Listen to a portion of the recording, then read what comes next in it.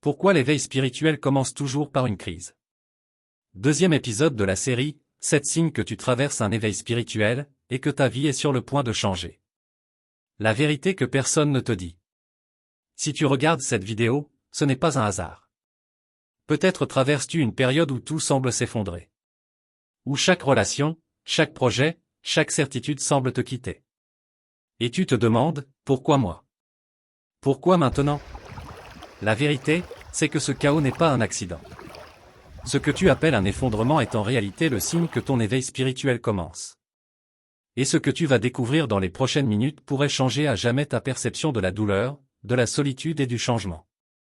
Parfois, la douleur ressemble à un invité indésirable, soudain, écrasante, impossible à ignorer.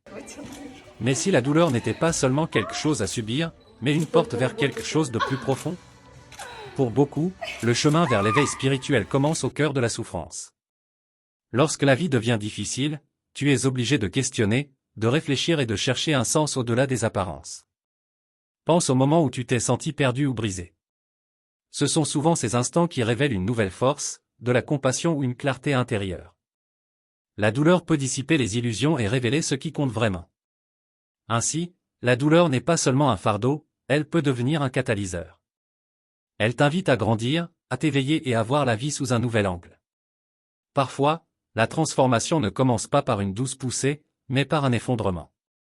Comme une fleur qui doit se faner avant de refleurir, ou une forêt qui a besoin du feu pour engendrer une nouvelle vie, tes crises personnelles marquent souvent le véritable point de départ de ton éveil spirituel. La crise n'est pas un effondrement, mais une démolition contrôlée. Quand tout ce qui t'est familier s'écroule, tu es obligé de regarder à l'intérieur, de questionner et de reconstruire. Dans ces moments d'obscurité, les graines du changement sont silencieusement plantées, attendant que la lumière revienne. Dans le chemin de l'éveil, la crise arrive souvent comme un feu purificateur. Il brûle les illusions auxquelles tu t'accroches, te dépouillant des fausses croyances et des identités dépassées.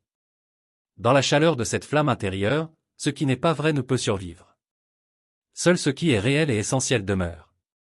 À travers ce processus, tu te prépares à une véritable croissance. La douleur de la crise n'a pas pour but de te détruire, mais de dégager le chemin pour que quelque chose de nouveau, d'authentique et de lumineux puisse émerger des cendres. Avant que la lumière de l'éveil ne brille, tu dois d'abord descendre dans tes propres ombres. Ce voyage implique de faire face aux parties de toi que tu caches souvent, tes peurs, tes doutes et tes douleurs non résolues. C'est dans cette obscurité que tu confrontes ce qui te retient. Ce n'est qu'en reconnaissant et en embrassant ton obscurité intérieure que tu peux commencer à la transformer.